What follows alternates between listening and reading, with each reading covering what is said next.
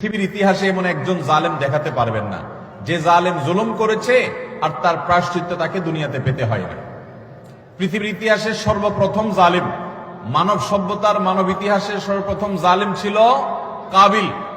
আদম আলাইহিস সালামের ছেলে কাবিল, সে জুলুম করেছে নিজের আপন ভাই হাবিলের প্রতি। আল্লাহ তাআলা তার মুখ সম্মোচন করে দিয়েছেন, তাকে অপমান অপদস্থ করেছেন, তার এই কুকর্ম আল্লাহ তাআলা ফাঁস করে দিয়েছেন। এটি ছিল আল্লাহর পক্ষ থেকে তার জন্য দুনিয়ার শাস্তি, আখিরাতের শাস্তি তো আছেই।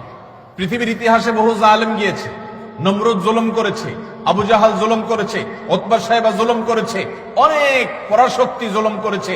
আল্লাহ তাআলা তাদের প্রত্যেককে অপদস্থ করেছেন, অপমান করেছেন, তাদের মুখ সম্মোচন করেছেন, তাদের শাস্তি দিয়েছেন। তবে আল্লাহ ছাড় দেন। আল্লাহ বলেছেন ইন্নামা নুমলি লাহুম, আমি ছাড় দিয়ে রাখি।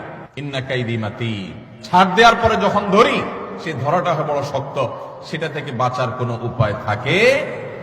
জুলুম এমন অপরাধ, কোন মুসলমান যদি কোন হিন্দুর প্রতি জুলুম করে, কোন নামাজি মানুষ যদি কোন বেনামাজির প্রতি জুলুম করে, কোন ধার্মিক মানুষ যদি কোন অধার্মিক মানুষের প্রতি জুলুম করে, তারপরও আল্লাহ তাআলার সাহায্য ওই মাজলুমের প্রতি থাকে, হোক সে অমুসলিম, হোক সে অন্য ধর্মের মানুষ। কারণ জুলুমকে আল্লাহ কখনো সহ্য করেন